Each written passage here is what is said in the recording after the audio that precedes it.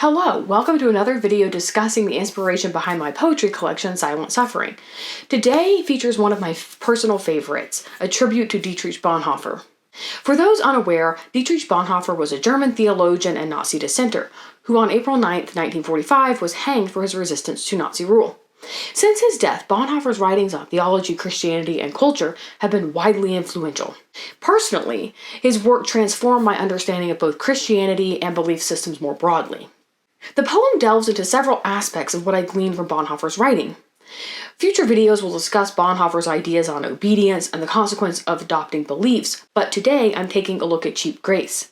Bonhoeffer discusses cheap grace in the Cost of Discipleship, where he attacks the hypocrisy of Christians who live as if they are secular by consistently invoking God's grace to wash them of sins they have no intention of ceasing to commit.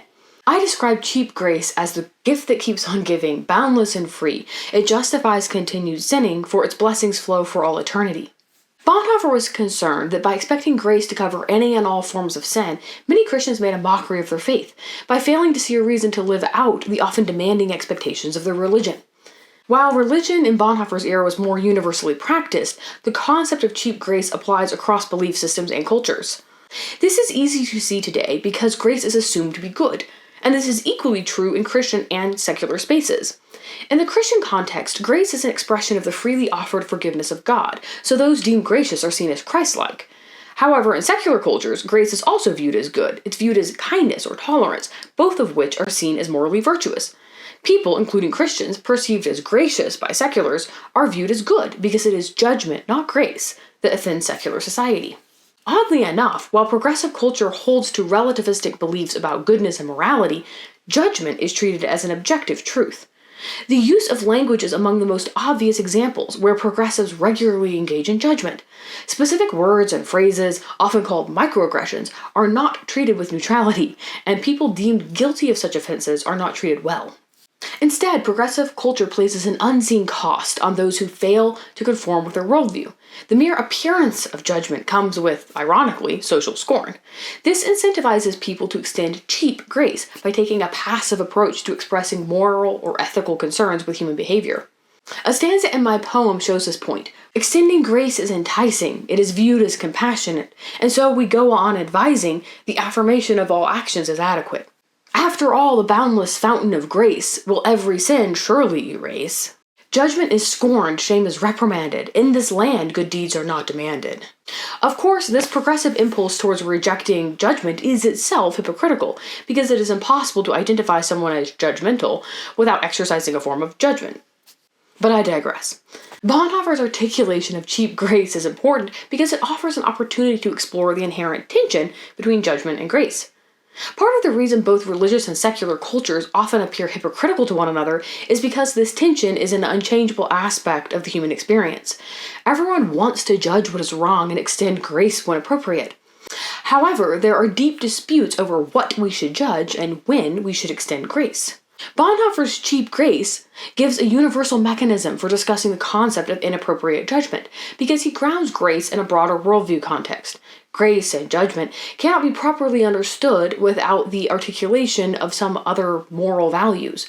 So whether someone is being inappropriately judgmental or disingenuously gracious cannot be assessed without understanding the moral beliefs the person holds. However, what is clear is that in the marketplace of ideas, when grace is the default, it becomes cheap, and the cheapening of grace erodes the credibility of the underlying worldview that champions grace.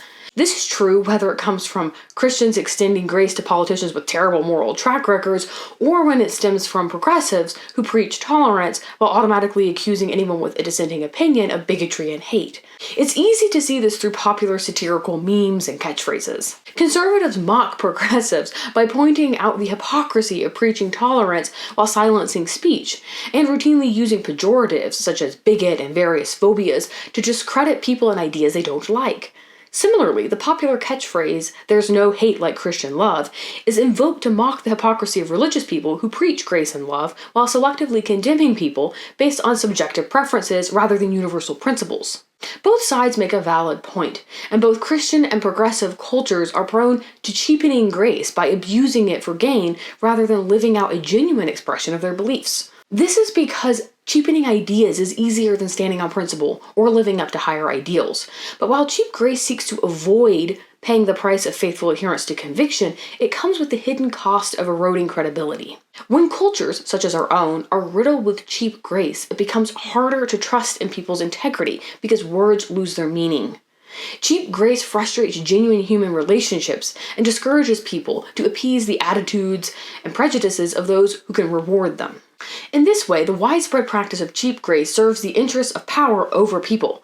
It should come as no surprise that Bonhoeffer coined the phrase during a historical time when it was culturally popular to abuse power in service of self-interest. And although our culture is quite different now, the tendency to exert power over others in service of political agendas is widespread. And the abuse of goodness, particularly grace, is a well-used tool. Thanks for watching. If you enjoyed this video, like and subscribe for more, and follow the links in the description to connect on other social media platforms.